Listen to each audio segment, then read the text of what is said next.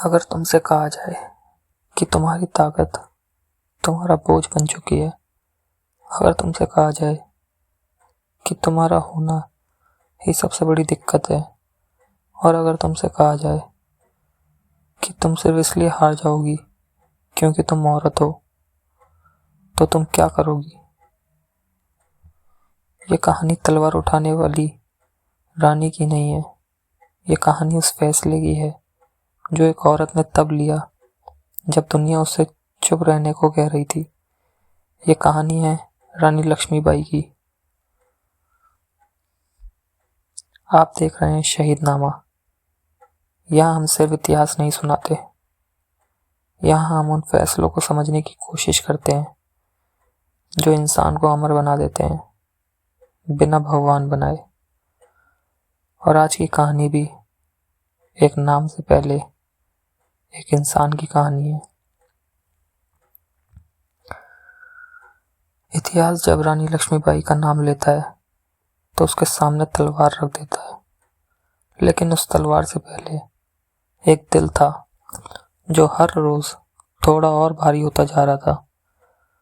लक्ष्मीबाई किसी जंग के लिए पैदा नहीं हुई थी। उसने भी वही जिंदगी सोची थी जो उस दौर की हर लड़की सोचती थी। शांत घर, अपना परिवार और एक ऐसी जिंदगी जिसमें फैसले उसे लेने ना पड़े। पर इतिहास अक्सर उन्हीं लोगों को चुनता है जो तैयार नहीं होते। एक पल में उसकी जिंदगी से वो सब छीन लिया गया जो उसे नॉर्मल इंसान बनाता था। साथी, सुरक्षा और सबसे ज्यादा भरोसा। और फिर उसके सामने सिर्फ एक पहचान छोड़ दी गई, रानी। लेकिन रानी होना सिर्फ ताकत पर बैठना नहीं होता। रानी होना मतलब होता है जब हर फैसला सिर्फ तुम्हारा नहीं होता। रानी होना मतलब होता है जब तुम्हारी खामोशी भी पूरे राज्य का फैसला बन जाती है। और यहीं से लक्ष्मीबाई की असली जंग शुरू होती है। ये जंग बाहर की नहीं थी, ये जंग उसके अंदर चल रही थी। एक तरफ जिंदगी थी जो उसे बचा रहने को कह रही थी, और दूसरी तरफ इज्जत थी जो उसे झुकने नहीं दे रही थी। इस पल में लक्ष्मीबाई को वीर नहीं थी, कोई रानी नहीं थी। इस पल में वो सिर्फ एक औरत थी। इस पल में लक्ष्मीबाई कोई वीर नहीं थी, कोई रानी नहीं थी। इस पल में वो सिर्फ एक औरत थी जो जानती थी कि जो भी फैसला आएगा उसकी कीमत बहुत महंगी होगी। और जब कीमत बहुत महंगी होती है तो इतिहास सिर्फ देखने के लिए रुक जाता है। इसी पल से रानी लक्ष्मीबाई की कहानी सिर्फ राज्य की नहीं रहती, ये कहानी बन जाती है एक फैसले की। और हर फैसला अपना दाम मांगता है। इस दाम को चुकाने के लिए लक्ष्मीबाई को अब खुद को बदलना पड़ेगा। और यहीं से शुरुआत होता है सिस्टम के साथ उसका टकराव। जब कोई इंसान खुद से लड़ रहा होता है तब सिस्टम चुपचाप काम करता है। सिस्टम कभी चीखता नहीं, वो सिर्फ याद दिलाता है तुम्हारी औकात क्या है। झांसी के आसपास भी ऐसे ही खामोश कदम चलने लगे थे। कोई तलवार नहीं उठाई गई, कोई गोली नहीं चली, पर फैसले लिखे जा रहे थे।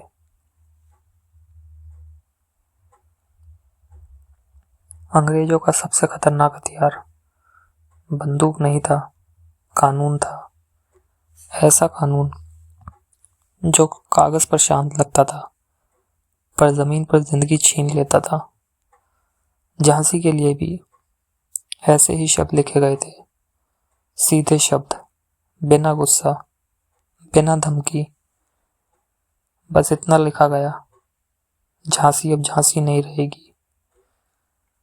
सिस्टम का कमाल यही होता है, वो फैसले पहले कर लेते हैं और फिर इंसान से पूछते हैं, तुम्हें कोई एतराज तो नहीं?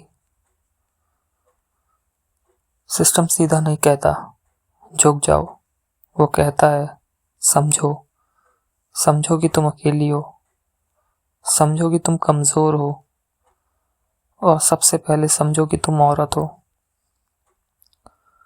लक्ष्मीबाई को भी समझाया जा रहा था, समझो कि यह राज तुमसे पहले ही चला है, तुम्हारे बाद भी चलेगा। समझो कि तुम्हारा काम सिर्फ हाथ जोड़कर हाँ कहना है, और अगर तुम ना मानो तो इतिहास तुम्हें याद भी नहीं रखेगा। जब सिस्टम किसी को तोड़ना चाहता है तो उस जिम्मेदारी का बोझ देता है। झांसी सिर्फ एक राज्य नहीं था, वो लोग थे, वो घर थे, वो आवाजें थी, और हर आवाज लक्ष्मीबाई के कान में गूंज रही थी। अगर तुम नहीं झुके तो हम सब सफर करेंगे। ये सिर्फ धमकी नहीं होती, ये गिल्ट होता है, और गिल्ट तलवार से ज्यादा तेज होता है। लक्ष्मीबाई के सामने अब दो दुश्मन थे, एक बाहर का जो सिस्टम था, और एक अंदर का जो डर था। डर सिर्फ हार का नहीं होता, डर होता है गलत फैसला लेने का। अगर वो झुकती तो लोग जिंदा रहते, अगर वो खड़ी होती तो शायद सब कुछ खत्म हो जाता। पर कुछ फैसले सिर्फ आज के लिए नहीं होते, कुछ फैसले कल के लिए होते हैं। सिस्टम ने अपना आखिरी दांव खेला। अब बात कागज की नहीं रही, अब बात इज्जत की थी। इज्जत छीन लेने की धमकी, सिर्फ राज्य की नहीं, एक औरत की इज्जत की। और यही सिस्टम भूल गया कि कुछ औरतें इज्जत बचाने के लिए झुकती नहीं, वो लड़ती हैं।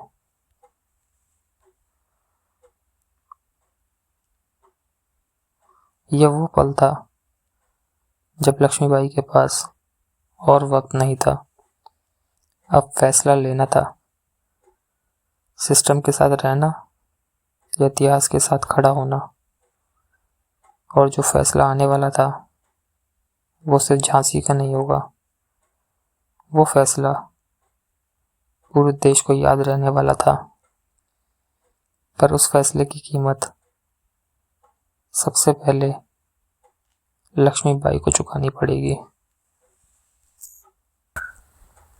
कुछ पल जिंदगी में ऐसे होते हैं जो शोर से नहीं आते, वो खामोशी में आते हैं। लक्ष्मीबाई का जीवन में भी ऐसे ही एक पल आया। ना कोई तलवार खींची गई, ना कोई सेना तैयार हुई, बस एक फैसला था जो लेना ही था। उस पल से पहले सब कुछ रुक सा गया था। लोग बाहर अपनी बातें कर रहे थे, पर अंदर सिर्फ एक आवाज थी, ज़मीर की आवाज। ज़मीर कभी चीखता नहीं, वो बस पूछता है। और उस दिन भी सिर्फ एक सवाल पूछा गया, अगर तुम झुकी तो शायद सब बच जाएंगे, पर अगर तुम खड़ी रही तो शायद कोई भी नहीं। यह फैसला आसान नहीं था, यह फैसला सिर्फ राज्य का नहीं था, यह फैसला एक औरत के होने का था। दुनिया उससे कह रही थी, समझदारी यह है कि तुम मान जाओ, और ज़मीर कह रहा था, समझदारी यह है कि तुम खुद से झूठ ना बोलो। कभी कभी सबसे बड़ा ज्ञान अंदर से आता है। उस दिन किसी ने घोषणा नहीं की, कोई ऐलान नहीं हुआ, बस एक बात तय हो गई, अब पीछे नहीं हटना है। यह पल बहुत शांत था, पर इसी पल ने सबसे ज्यादा शोर मचाया, क्योंकि जब एक औरत फैसला करती है तो सिर्फ अपनी किस्मत नहीं बदलती, वो इतिहास का रुख बदल देती है। उस पल के बाद लक्ष्मीबाई के पास तीसरा रास्ता नहीं था। अब सिर्फ दो चीजें थी, जंग या विनाश। और जब कोई बीच का रास्ता नहीं होता तो फैसला पूरा होना ही पड़ता है। इसलिए उस दिन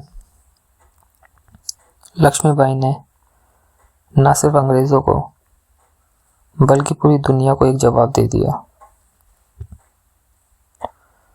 यह फैसला तलवार से नहीं लिया गया, यह फैसला दिल से लिया गया। और जब फैसले दिल से लिए जाते हैं तो उनकी कीमत सिर्फ खून से नहीं चुकाई जाती, उनकी कीमत यादों से चुकाई जाती है। और आने वाले समय यह कीमत मांगने वाला था।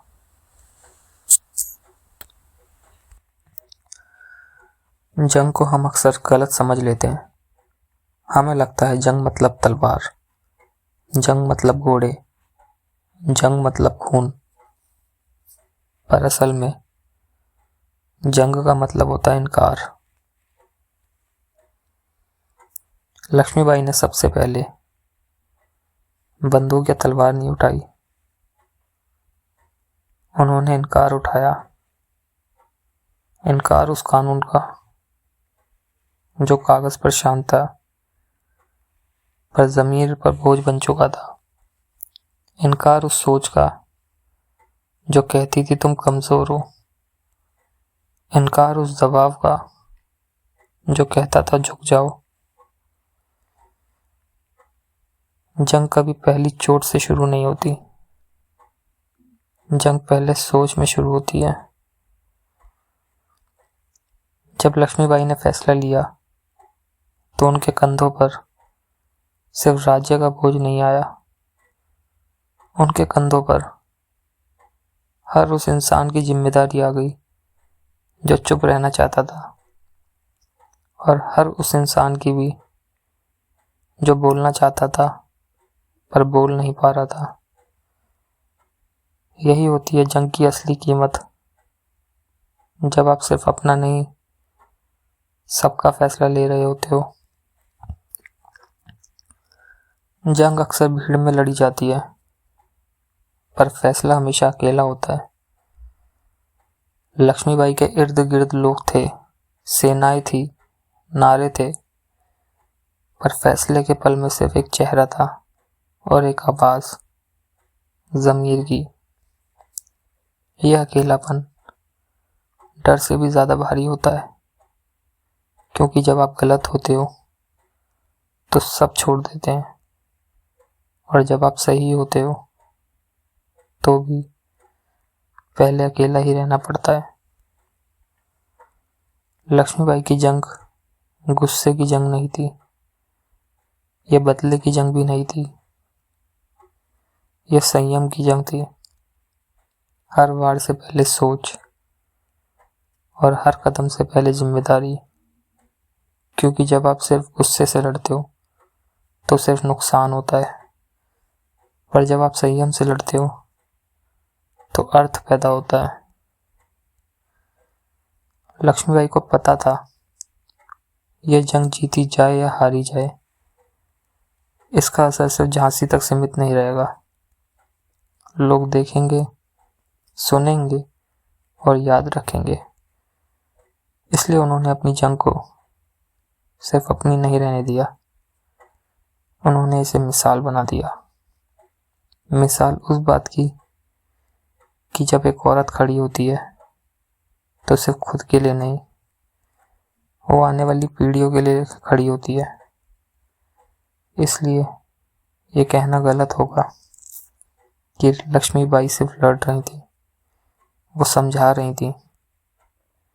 समझा रही थी कि जब आपके पास सब कुछ छीन लिया जाए तो आखिरी चीज जो आपके पास बचती है वो होती है आपकी आत्मा।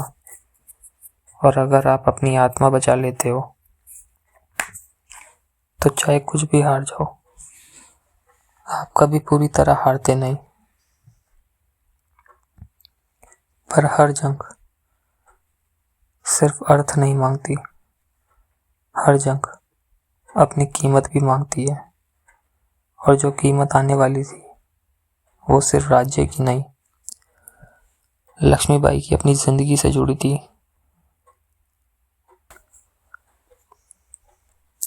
हर फैसला सिर्फ हिम्मत नहीं मांगता, हर फैसला कुछ छीन भी लेता है। लक्ष्मीबाई ने जब अपना रास्ता चुना तो भीड़ पीछे रह गई। भीड़ हमेशा सुरक्षा चाहती है, सच नहीं। और जो सच चुनता है वो धीरे धीरे अकेला होता जाता है। वो अकेलापन जो रात को बोलता है जब दिन सबके साथ होता है। लक्ष्मीबाई के लिए भी यह अकेलापन नया नहीं था, पर इस बार यह और भारी था। जब आप लड़ने का फैसला करते हो तो सबसे पहले सुरक्षा खत्म होती है। घर, दीवार, तख्त सब बेकार हो जाता है। लक्ष्मीबाई के लिए भी अब कोई सेफ जगह नहीं थी, ना राजमहल, न कानून, न समझौता। सिर्फ एक चीज थी, आगे बढ़ना। सबसे भारी कीमत कभी तलवार नहीं होती, सबसे भारी कीमत होती है लोगों का बोझ। हर चेहरा, हर आवाज, हर उम्मीद सब लक्ष्मीबाई के फैसले से जुड़ी थी। अगर वो आगे बढ़ती तो लोग संघर्ष झेलते, अगर वो रुकती तो लोग जिंदा रहते। यह वो बोझ है जिसका वजन सिर्फ वही समझ सकता है जो फैसला लेता है। जब कोई लड़ता है तो उसे सिर्फ दुश्मन नहीं मिलते, उसे सवाल भी मिलते हैं। क्या जरूरत थी? क्या फायदा हुआ? क्या यह सब अवॉइड नहीं हो सकता? लक्ष्मीबाई के लिए भी ये सवाल नया नहीं थे, पर इन सवालों का जवाब कभी भी तुरंत नहीं मिलता। जब आप सिस्टम के खिलाफ खड़े होते हो तो अंजाम सिस्टम ही तय करता है। लक्ष्मीबाई को भी पता था यह रास्ता आसान नहीं और शायद जिंदा खत्म भी ना हो, पर कुछ लोग अंजाम से नहीं डरते क्योंकि उनके लिए जीने का मतलब सिर्फ सांस लेना नहीं होता। जीने का मतलब होता है अपनी आत्मा के साथ रहना। यह कीमत सिर्फ उस पल तक सीमित नहीं रहती, यह कीमत समय के साथ यादों में बदल जाती है। और जब यादें नस्लों तक पहुंचती हैं तो कीमत विरासत बन जाती है। कुछ जिंदगियां अपने वक्त में पूरी नहीं होती, पर वो जिंदगियां समय के साथ बड़ी हो जाती हैं। लक्ष्मीबाई की कहानी भी ऐसी ही एक कहानी है। विरासत का असली मतलब सिर्फ याद रह जाना नहीं होता, विरासत का मतलब होता है लोगों के फैसलों पर असर डालना। और लक्ष्मीबाई का सबसे बड़ा असर ये था, उन्होंने दिखाया कि हिम्मत शोर नहीं होती, हिम्मत कभी शांत नहीं होती, पर जब वो खड़ी होती है तो इतिहास को झुकना पड़ता है। आज भी जब कोई इंसान सिस्टम के सामने अकेला खड़ा होता है तो उस पल लक्ष्मीबाई की कहानी सिर्फ इतिहास नहीं रहती, वो एक मिसाल बन जाती है। ये कहानी औरतों के बारे में नहीं, ये कहानी इंसान होने के बारे में है। शहीदनामा वीरों को भगवान नहीं बनाता। शहीदनामा याद दिलाता है कि वीर भी पहले इंसान होते हैं और हर इंसान कभी ना कभी एक फैसले के सामने खड़ा होता है। सवाल सिर्फ इतना होता है, क्या हम खुद के साथ खड़े होंगे? ये था शहीदनामा। पर यह कहानी यहीं खत्म नहीं होती, क्योंकि फैसला लेने के बाद जंग शुरू होती है। और जब फैसला एक रानी का हो तो उसकी कीमत सिर्फ उससे नहीं, पूरे राज्य को चुकानी पड़ती है। अगला एपिसोड सिर्फ फैसले का नहीं होगा, अगला एपिसोड होगा उस जंग का जो झांसी की दीवारों से निकलकर इतिहास के हर पन्ने तक पहुंची। मिलते हैं अगले एपिसोड में। शहीदनामा। जय हिंद, जय भारत।